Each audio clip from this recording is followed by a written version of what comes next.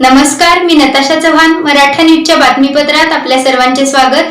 ताज्या बातम्यांसाठी मराठा न्यूजला सबस्क्राईब करा आणि बेल आयकॉन प्रेस करा. सोलापूरच्या सांस्कृतिक आणि आध्यात्मिक शिरेपाच्यातील मुकुटमणी ग्रामदैवत श्री शिवयोगी सिद्धरामेश्वर यांचे मंदिर आणि त्याला वेढलेला तलाव सध्या ज्या अवस्थेतून जात आहे हे खेदजनकच नाही, तर रक्षक हृदय पिळवटून टाकणारे आहे.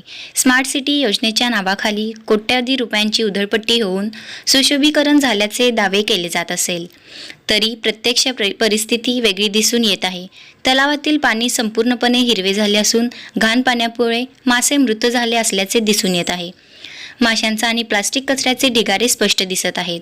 गेल्या 2-3 वर्षापासून या तलावातील जलचर विशेषतः मासे आणि कासवे मोठ्या संख्येने मृत्युमुखी पडून तलावाकाठी येत आहेत.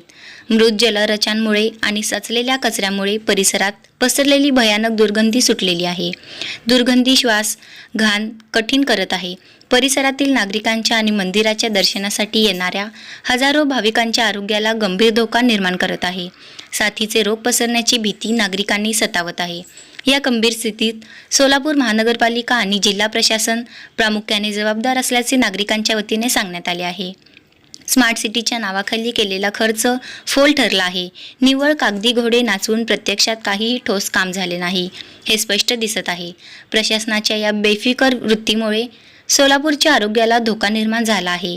यासोबतच मंदिराची आणि तलावाची देखभाल करण्याची जबाबदारी असलेल्या सिद्धरामेश्वर देवस्थान पंचसमितीची भूमिकाही संशयाच्या भोवऱ्यात आहे.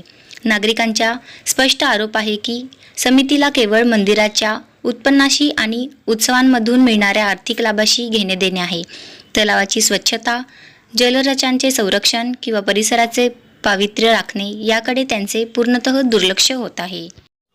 ताज्या बातम्यांसाठी मराठा न्यूजला सबस्क्राईब करा आणि बेल आयकॉन प्रेस करा.